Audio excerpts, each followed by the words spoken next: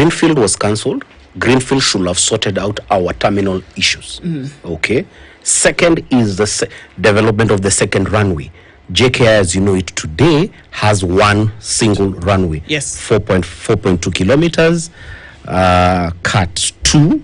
So that's a problem.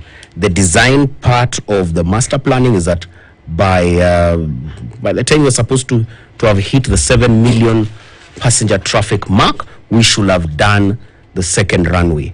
Plans were done to do the second runway. Tendering was done again at the last stage in around this was 2018 now, under the former CS. It was informed to the public that that plan has been cancelled. Reason officially we were given is that the peak capacity of JKIA is still at 72%.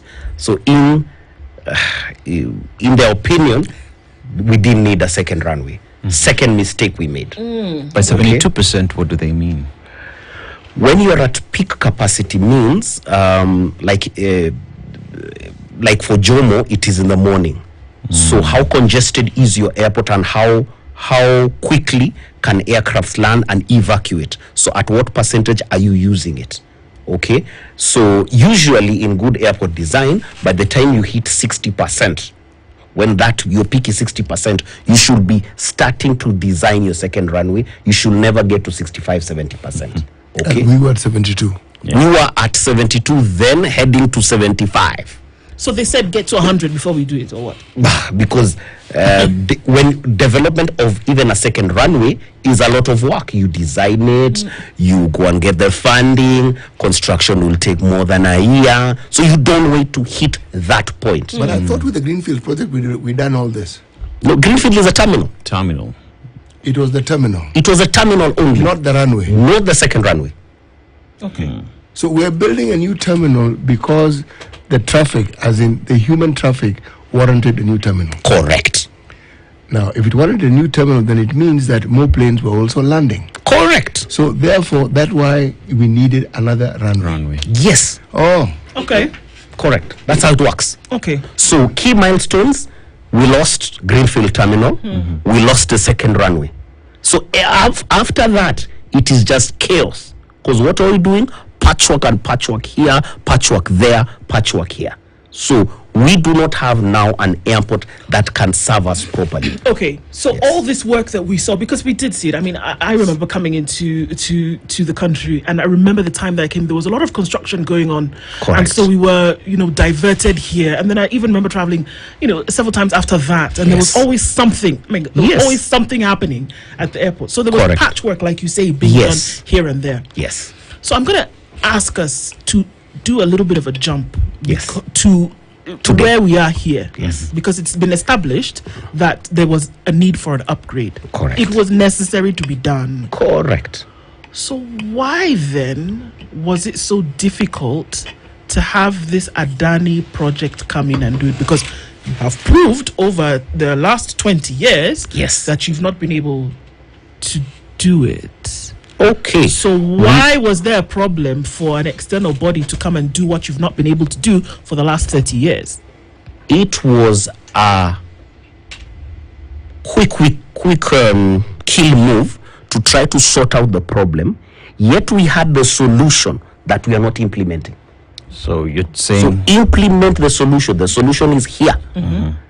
We don't need a grand master plan. It is just dust off the plans for the Greenfield, do the Greenfield. Dust off the plans for second runway, do the second runway. Okay? That is what we needed.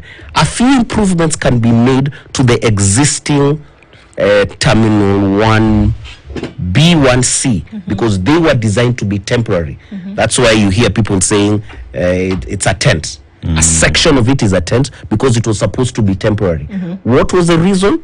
Because it was supposed to have worked for 7 years, during which you will have done Greenfield. Right. So once you do Greenfield, then you can come here now and do a proper permanent design for 1B, 1C, 1D. And what is not good, 1E. 1E is not good.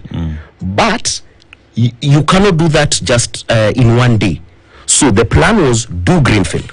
Once Greenfield is up and running, 1B, 1C, 1D, 1E should have been shut and be done afresh completely. So if I'm to extrapolate, Simple. if I'm to just go, essentially what the Adani group would have come in to do, Yes. Kenya is able to do through Yes. KAA. And even better. Okay. And even better. And the Why? people who operate KAA, Ministry of Transport, who are these other people that you mentioned? Are they aware of this? They are fully aware. Okay. The issue is implementing. Implementing is where the problem comes in. Okay. What did Adani propose? Adani was proposing to set up a new terminal, a terminal design which they never shared. Because we read the investment proposal, they never shared the exact design of how that terminal, new terminal will have been. What they were doing is that there will be improvements, initial improvements to the current terminal, taxiways and aprons that they were to do, and then phase 2 they were to set up the hotels. Okay, very quickly to set up. Was there a runway somewhere in this No, I'll get to it. They were to set up the hotels. That was initially in the first 24 months, and then after they do those short upgrades, they manage the airport for. That is. No, they manage the airport first under a breather for 5 to 7 years to recoup the small Some patchwork small- they yeah. did, and then do the second terminal, a design which they had not shared. Okay. Okay. Then at the tail end of it, I think it was on year 32, 33, is when they were to do the second runway. Okay. Wait, with this Adani deal, was the government paying any money upfront? Nothing. Yes. So since we're not paying anything, Yes. that's why we're allowing them to run the airport. Yes. And we give them the title for Jomo. No. Yes. Halt. Yes. Why give them the terminal? The title. Because they are saying they need it for to assist them to raise the capital. But then, no. That they were not saying that, but there was a clause in the annex that JKIA will surrender a sectional title of Jomo to them, because they are saying they needed that as investment security. That's what they're Marketing saying. purposes and things like that. That is what we're saying. But I can tell you now with confidence that the cloud is over. The plan was that they wanted to use that very same title to raise money so that they can build. They can build. And then now the bigger problem was that now they would get workers from India to come here with work permits which were free now to be the airport workers. That was documented? That was documented in the PPP. The PPP. Yes. Now, Gidai, you're saying that the Kenyan government issued the contracts to Adani without the proposals on what they were coming to do and even the master plan on how they were going to do it. To be correct, the Kenya government had not signed the final PPP. We were at the last stage of negotiations, and the window period was to close mid of November. Okay, so we were on the final stage. But now at the final stage is when now things went beyond control. Locally, people were fighting in court, and certain injunctions had been made. But the main trigger was the indictment of the management in the U.S. court. That's what finally saved us. We did not have to go that far. So in the absence of that indictment, Yes, Adani would still be around. Adani would have been around and would have been left. The battle would have been left to us as local guys to fight. There's something I need to understand here. Yes. When we say that we're able to do it locally, what do we mean? Are we saying we have the expertise to be able to build the airport? Are we saying we have the money with which we can actually fund the building? Correct. What are we saying? What we're saying is very simple. Number one, we need to restructure KA. After we restructure KA, we will have an organization that will have the capacity and the capability to implement. Because we have tried on 3-4 occasions to do big projects to transform JKIA to what it's supposed to be, but with the existing structure, it has been hard. Is KAA under the Ministry of Transport or in the OP? KIA today is under the Ministry of Transport, and it is operating with a law that is from 1991 that is completely outdated, and it does not address the issues of the industry. Okay. So the KIA of today, as the structure is it today, is very difficult to deliver. Just walk us through this. What is it that makes it difficult? You have a board. Simple. You have a board. Yes. You have a board with a chairman who is appointed by the president, but there is no requirement for him to have any aviation knowledge or experience of capability. That's a bit of a problem, isn't That's it? a huge problem.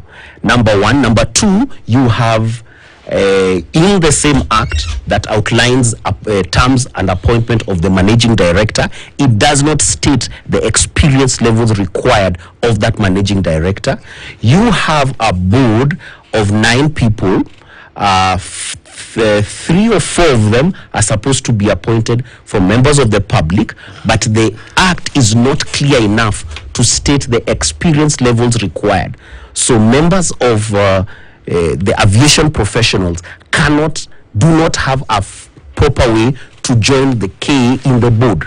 Okay. If we are wise, we will be able to have a proper representative of airlines in the board, representative of cargo operators in the board, representative of AMO, aviation training organizations in the board, so that we don't need to be talking from the outside. How would that guarantee, though, that you would then see the implementation of certain plans that have already been, I mean, like you said, they've been put on paper, they've now gathered dust in, back room of some office somewhere. How would the restructuring of KAA then ensure the implementation of some of these things? And you would not need to invite external bodies to do this work. For any major action you need to do, it needs to go to the board. The board needs to be to approve this. But what board is this? That's the issue. If the board does not understand the aviation matters, does not understand what a terminal is, does not understand the importance of a second runway, does not understand that we need additional exits to the existing runway, then what board is this? I have to ask this question. Where then does the civil aviation body fit into this discussion? Correct. The civil aviation body, which is KCAA, is a regulator. The KCAA, that's a separate body, is a regulator. Okay? The regulator, us as operators, we have really worked to get a civil aviation authority that serves us. And that we've worked. We've worked very well. Is the board a representative of the industry? Today, yes. We do have sectoral representatives in the KCAA board. Are they working the best to deliver for us? It's a bit debatable, but it's there. They are really trying. They're trying. They are really trying. If today we have issues with KCA, I can tell you, the media is the last place we need to go. But you see, KCAA doesn't just function within the boundaries of Kenya. Its role is to be the civil aviation regulator in Kenya. Yes, but it represents us with other international bodies with whom we have an understanding in aviation matters. Yes, it represents an ICAO, yes. Yes, exactly. Now, are we therefore saying that the boards that we have with the representation have the adequate, the requisite wherewithal to be able to represent us adequately in all these partnerships that we have in the aviation world? When you go to the international partnerships, there the board is not the one that goes. It is the technical management that goes there. Because at ICAO level, you need technocrats, you need proper aviation professionals. So there's no problem. When we go to the international forum, that is where the DG goes. That is the Director General, the DASA, the Director of Aviation Safety. So that essentially there's no. And all these people are aviation matters savvy. Correct. Because today, for example, for you to be the Director General of KCA, there is a prerequisite level of aviation experience that you require. And so that I can't wake up today and say, because he's my friend, I appoint him. The next thing you can, but you can appoint him, but I will go to court, Section 19, and you will quickly be declared that you're not qualified. Chairman of the board? Chairman of the board is open. Chairman of the board is open. Why is it open? For now, it is open, but should it be open? No, it should not be. You should have a certain level of aviation expertise. You see why I ask this is if the head of the regulatory board is not someone who has aviation knowledge, how then can you regulate? Thank you. How else then can Thank you. That is a problem. That's why if you look at the KCA board over the years, KCA is now 22 years. Yes. The initial chairman who was there and served for quite some time, served even longer than what was required by law, was a seasoned aviator. So the critical things that needed to be done then were done. Okay. After that, we got a politician in the name of Pogisho. We got another weatherman who was there. Then now we have a maritime guy. He knows aviation. He has cross-reference from aviation, but are we there yet? We'll see. Okay. We'll see. I mean, we're winding down this on, just for this time at least. Yes. But the quick question here is that because we're asking which way forward after Adani's, chucked out the window, which way forward? And what I hear you saying is that the solutions are here. I'm going to mirror what former late President Moy would say, that we have local solutions to these problems are here. Yes. Would you say that is the answer? Yes, local solutions are here. Three-pronged. Number one, reform KAA. Restructure KAA.